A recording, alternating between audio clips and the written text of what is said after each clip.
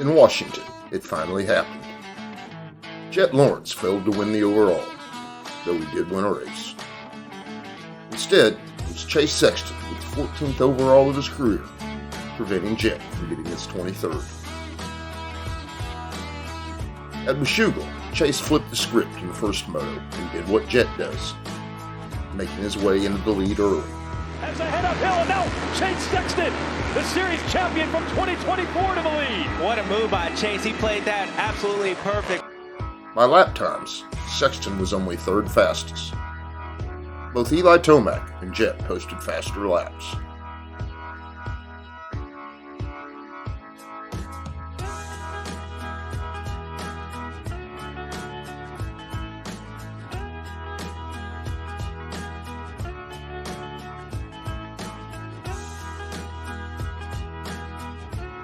Sexton's start and first lap, coupled with Jett's bad start, and Jett's third fall in as many weeks, meant the first race of the day would belong to Sexton.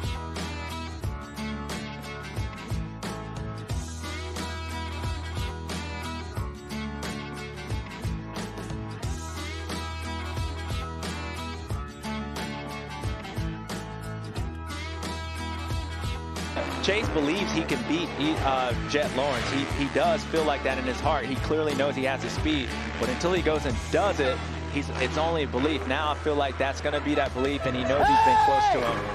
See? Welcome back is the sign from his mechanic, Jay Dungy. He has not won a moto since the finale of last year in August. Crashed in the very first moto of this year. Was out for about a month and a half, returned 2 races ago. He's been good, got third last week, but this is the welcome back. This is the Chase Sexton that he and his team want to see. The number one being number one. Guys, better come back and check it out. Watch that on Peacock. Here it is. Chase Sexton wins the first moto at Washougal, his first of the season. Tomac hangs on for second, and it did not happen for Jett Lawrence. In the end, a huge gap. Here he comes on that red Honda. But in the second moto, Jett flipped it back. Big Brother had the whole shot, an early lead, with Jett seemingly content to follow.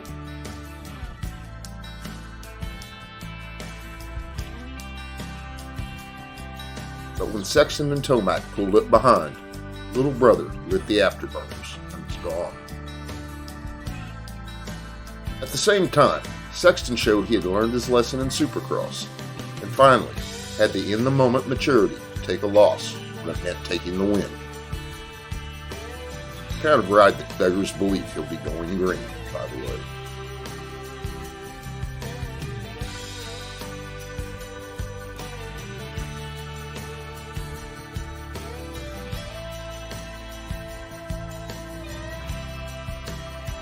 And now it's on to Ironman, to be the site 8 weeks later of the 78th Motocross des Nations. Located in the shadow of Indianapolis, Ironman's history began with Grand National Cross Country races in 1995. The track opened for motocross in 2014, in part due to the tremendous success of the GNCC.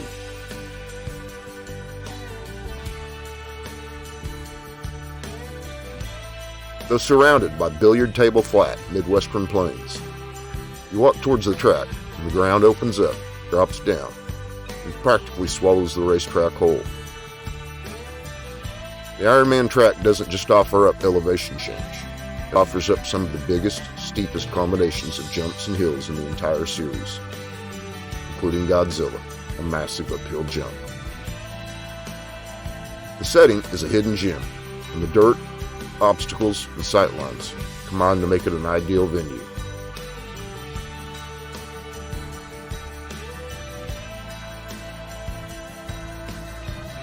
Indiana is said to be the crossroads of America. And Ironman is often the crossroad that determines who walks away with motocross's most prestigious title. First National was held there in 2015, and it was a battle between Ryan Dungey and Kenny Roczen, with both Jason Anderson and Justin Barcia in the mix. Ken Roczen, but Nothing more can be said about this guy. The Diesel, Ryan Dungey, clockwork, just another Moto victory. Big problems for Dungey at the beginning of this race as we show you the Lucas Oil Pro Motocross race recap. Big crash for Dungey. Had to work on the motorcycle with ninja chops. That pushed him back to 6th. Justin Barcia was in the lead, but here's Roczen going to overhaul him, and everyone marveling at this corner speed. Woo! So that put Roczen up there, and Roczen just never looked back. Fantastic motor ride for him. Barcia would get pushed back to 3rd and eventually 4th and fight back for 3rd. Dungey 2nd, though, combined with a win at the first moto. That gives him a 1st and a 2nd on the day. 2016 was Roczen's year, winning 20 of 24 motos, and Ironman was no exception. Just west of Indianapolis, Indiana, it's the final round of the 2016 Lucas Oil Pro Motocross Championship, Crawfordsville, Indiana's Ironman National. There's really not much to say except, yeah, another checkered flag for Ken Roczen. He led everyone across the whole shot stripe and led all the way to the finish and gets another victory. But man, what can you say about this? The number 94, Ken Roczen, flawless just about this whole season. Phenomenal win, goes 1-1. Probably what we may have expected coming into it, but he actually went out and did it. But it was the 2017 race that had more than a sprinkle of the GP flavor so rifey in the Dearland Bugs Creek. With Jeffrey Hurlings at the peak of his powers, dropping in on the American scene, only to fight it out with a Frenchman. Oh yeah, there are hills and jumps here in the relatively flat state of Indiana. It's the final round of the 2017 Lucas Oil Pro Motocross Championship, sanctioned by AMA Pro Racing, the Christie Jubiler Chevrolet Ironman National. Race recap for first 450 moto. Eli Tomac gets his first whole shot of the year. And just in the nick of time here at the final round on his monster Kawasaki. Hurlings started 3rd, makes the move on Baggett, and then Tomac to take the lead. Tomac stays with him, sees an opening perhaps to try to make a move, but it did not work out for the number 3. Yeah, Tomac just came in there with a whole head of steam. He was committed to that outside, lands a little lint over the front end tucks. Clutch lever's a little bit bent. That would affect him for the rest of the moto. He would struggle to a 5th. Then Muscat goes after Hurlings about mid-race. We thought he was setting him up for a pass. Got close a couple of times. Great battle between the, for one day only, Red Bull KTM teammates. But then Hurlings would pull back away and go on to win in his debut in Lucas Oil Pro Motocross. A lot of different things to adjust to, adapt to, and get used to.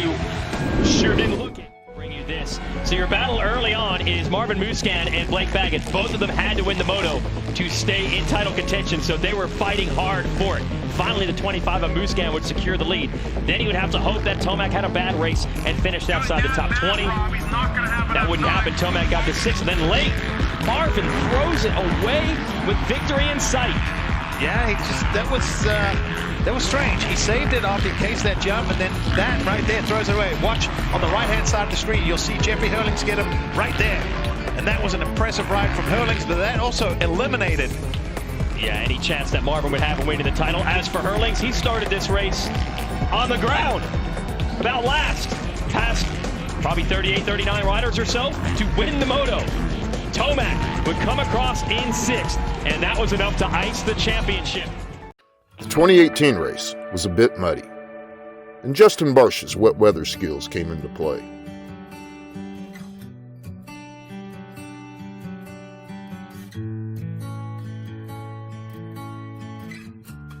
More privateer power. Reed battling. Oh, Barcia almost took Reed's front wheel away. Yeah, there's a lot of different strategies out here. Plessinger decided to just pull into the pits and get fresh goggles in the first moto. Ferrandis ran the double gogs. Barcia lost his goggles here in 2nd place, has not pulled in, and in fact, he's challenging Nicoletti for the lead. This is a gutsy ride from Barcia. He's got to run. Look at him. He's got his feet on the pants, front wheel up, and bam, bam. It was really something I was always scratching my head at. And whoa, Eli! Oh, he goes down. Now he's going to keep the bike running, but he's got to pick the motorcycle up and hope for no drama. I think he dropped the clutch. No, he did keep it running. But let's see who got by him. Maybe Nicoletti or maybe more. And then look at the bike now. Wow. As soon as that thing stops, the steam comes out. So back to Tomac here, who's repassing Nicoletti for 2nd. See if Nicoletti can hold him. Yeah, maybe not. Little mistake from Eli. That's understandable in the conditions. So for the moment, at least, Nicoletti holds him off.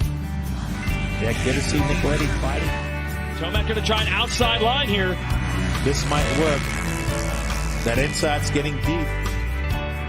Well, with that pass, it makes the math that much easier for Eli Tomac in position to clinch the championship. There we go. Marvin saw an option. Unbelievable. So just like that, Marvin is only 4 points in deficit of Tomac. That will give Tomac a 24-point lead. He needs 25, and unless something crazy happens here with a lap and a half to go, which is certainly possible, Tomac might have to take it down to the final moto of the year by 1 point again. But Barsha out of upstate New York certainly is, and his mud prowess paid off. He wanted to do it at Unadilla, but he was down in the first turn of Moto 1, so that hurt his chances there. But he gets it done. This time, Justin Barsha has won a moto in Lucas Oil Pro Motocross for the first time since 2015. Tomac on the number 1, Musquin on the 25. There's Justin Barsha on the 51. He won the first race earlier today. We'll focus on the champions for the final race of the season. And a bad start for Tomac. And Chad Reed looking to pull a hole shot. And he does it. Motorsport.com hole shot for Reed. A crowd favorite. First race for him in 3 years, and he's out front. I believe Barsha quickly slipped past Reed, so Reed back to second. Barsha leading. Musquin is 4th. But this would be huge if Barsha can go 1-1 today and get his first victory in years. Roczen, though, wants a moto win as well, and he's putting the heat on. Basically, yeah. Yep. Whoa, Roczen with the uphill triple in the mud. Look at the crowd. They just erupt right there. I cannot believe how many people have stuck this out. This is, it's beautiful to see with the motocross. Just the hardcore fans through thick or thin, they've been out here. Overall win in this series was July 4th weekend back in 2015. The breakthrough was a race before that. They won the mud. Oh, no! Barsha goes down, quickly up. And he stalls it, though. The bike, I think, stalled or didn't pull the button. No, pulled the button. When I saw the rear wheel stop, I thought he had stalled it, which could have made things a little more interesting. Oh no, he's going to go down again. Now he had a 15-second lead over Ken Roczen. Look at how many lap riders are stuck on this track that he's got to negotiate. So maybe 1 lap gas with 2 laps to go for Roczen from second to try to catch Barsha. Well, let's see what the gap is if we get a chance. There's Barsha, and it's not super close. I mean, you have to imagine probably lost all of close to half that gap. Probably going to end the series ranked 4th in points, but most importantly, he's going to end the year with a victory. Welcome back to the top. Justin Barsha sweeps it in the mud in Indiana. Eli just going to try to bring this Kawasaki home in 9th place, and with it, for the 2nd straight year, Eli Tomac is the Lucas Oil Pro Motocross champion in the 450 class. In 19, it was again Tomac and Roczen up front, with Zach Osborne joining them on the box. For the lead, take over the number 1 position on the 94. Ken, the fastest qualifier today, did pull away a bit early. Eli Tomac and Marvin Musquin both challenged him the entire way late in the race. Musquin executes a pass on Tomac to take over second. Tomac tries to get him back right here. Musquin shuts the door and then goes after Roczen, same section. Musquin to the lead as the 2 laps to go board comes out. Watch how close it is. These two have been racing each other for a long, long time. Coming from Europe over to the United States. They're familiar with each other. Pretty good friends off the track. Final turn, Roczen not giving in. Comes right back on Musquin, but Marvin able to hold on. Got to be one of the most satisfying moto wins in his career. Joey Savatgy nailing his starts today out front on the number 17 Kawasaki, but Osborne and Marvin Musquin come together right here. Yeah, just one of those lines came together. I don't think Marv anticipated that, and I don't think Osborne realized he was right there. I mean, these guys train together. Got to hope for Marv it's not a serious knee injury, because ACLs and things like that could affect 2020. Yeah, and he's been through that before, so yeah, certainly hope the number 25 is all right. Here is Roczen getting to the inside on Savatgy, but you see Osborne and Tomac lurking right there. So Roczen was good early, but Tomac was keeping the heat on him, and so was Osborne. Yeah, he was, and here Obviously, Ken making the pass and opened up a little bit gap, but Tomac kept him honest and was able to rebound and make that pass later in the race here. Yeah, here it comes, and it was tough. There wasn't much room for Tomac to make this work, Ryan, but he wouldn't give up on it. Little mistake by Kenny, and he just carried that momentum around the outside and just squeaked by into this corner to make the pass and the lead. And then Osborne would go after Roczen to take the second place spot. Wasn't able to keep Tomac in check. Eli finished third in the first moto behind Roczen and Musquin. He wins Moto 2. 3-1 scores make him today's overall winner. Tomac won again the following year in the strange 2020 season, and then yet again in 21, making it 3 in a row. So Musquin's in the lead. Tomac put in a couple of charges and would get him within his sights. Wasn't quite able to finish the charge. And then third place, Zach Osborne tangled to the lapper, and that allows Adam Cianciarulo and Chase Sexton to get by him. And then late he was passed also by Blake Baggett and Justin Barsha. A couple more mistakes. Yeah, it just seemed to kind of unravel at the end there for Osborne. I'm sure he's going to be bitterly frustrated. He had the pace at one point to potentially win, but these guys put it together. Yeah, he was close to Tomac and Musquin for a while. Not at the end, though. Musquin takes the victory. Unbelievable high pace at the end. But they weren't even there at the beginning. Zach Osborne had the Motosport.com hole shot. Adam Cianciarulo, the rookie, gets around him. And for a while, we thought it was going to be Moto and overall win for Cianciarulo. But Barsha and Tomac were lurking the entire time. And then down the stretch, Tomac put it all together. Yeah, just gets alongside. Watch it stays a little bit lower. He has the inside in this corner. Cianciarulo is not able to close the door and enables Tomac to go through. And Barsha wasted no time.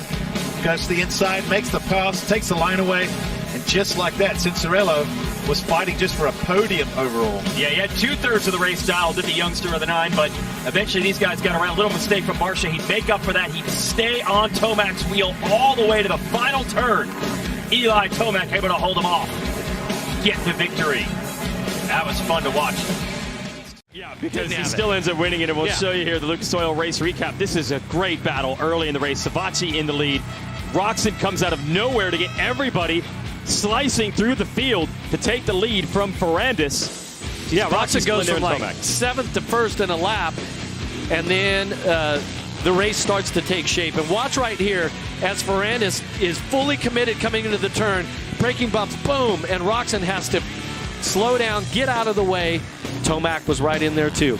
And here's Tomac sliding to the inside of Roczen to get to the number 2 spot. Roczen had actually repassed Ferrandis earlier in that very same corner. And then we strapped in for a battle between two of the brutes out here, Tomac and Ferrandis. Yeah, and they stayed pretty much the same pace till about probably 7 to 5 minutes left in the race is when Roczen dropped off the back a little bit.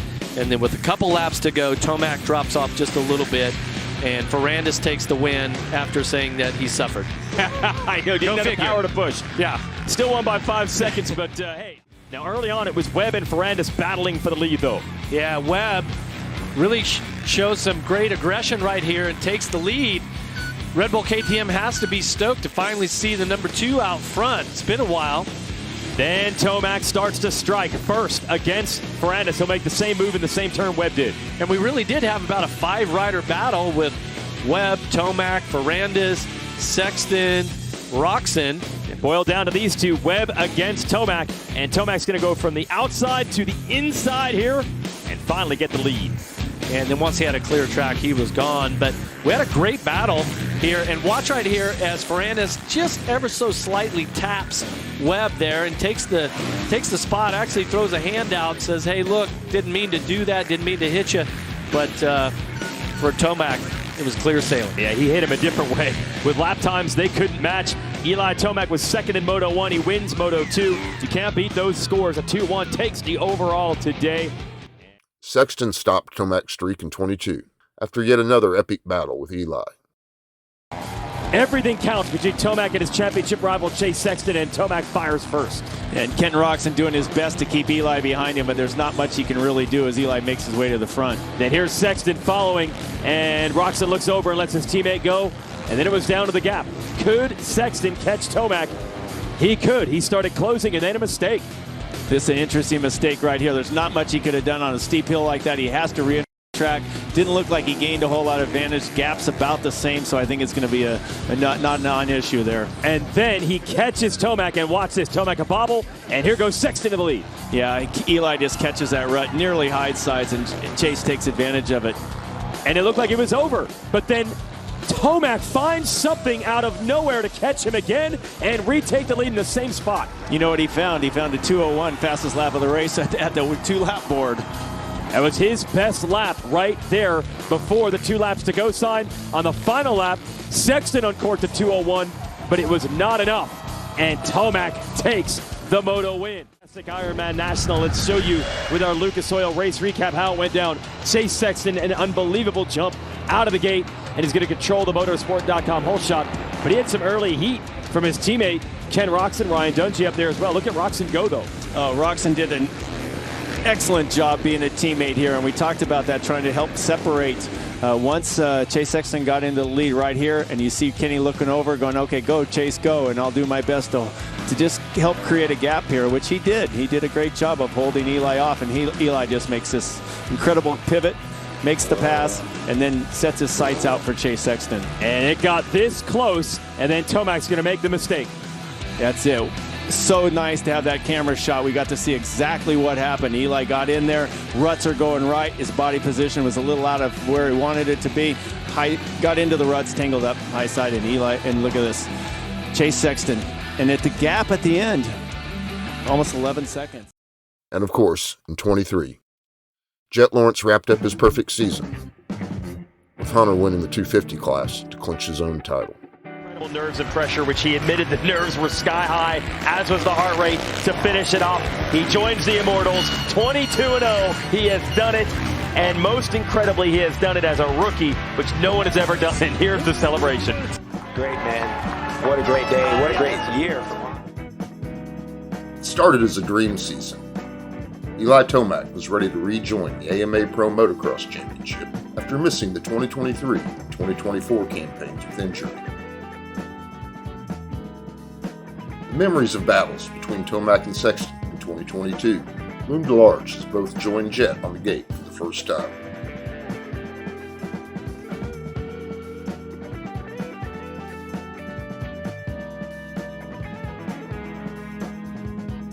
Then we lost Sexton from the title chase in the very first lap of the season.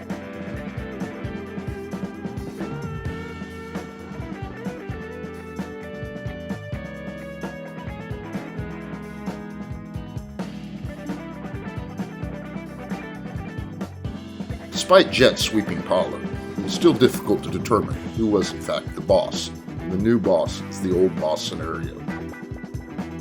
For the first 4 races, it looked like the 4-time champion could vie for a 5th title, with Eli pushing Jett hard in the second moto, the opener at Fox Raceway, then winning a moto outright at Hangtown, then pushing Jett again at Thunder Valley, then winning another moto at High Point. But high hopes are sometimes a roller coaster. By Southwick, Jett had the series well under control, and while Tomac did manage to podium, he was beaten by both Lawrences at the sand track, with Hunter besting him as well.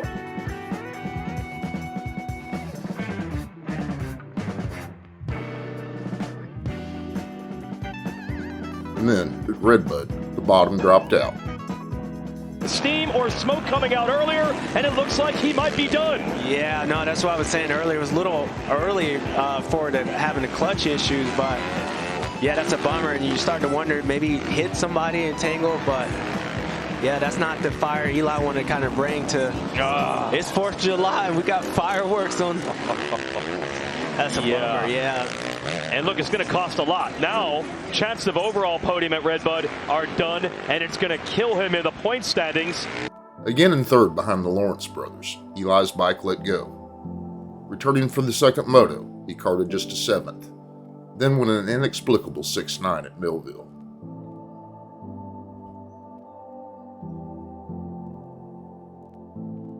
At Washougal, a track he has been so good at in the past, he was back in the top 3. And he's still 3rd in the point standings, but he's nearly 2 full races back of Jett, who is 94 points ahead. The best wingman in the sport, Big Brother Hunter, is 33 points clear of Eli. Paling in the shadow of his brother's brilliance, Hunter's sophomore season could be the talk of the town, if not only for Jett.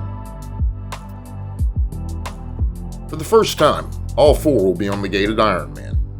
Eli, Chase, Jett, Hunter.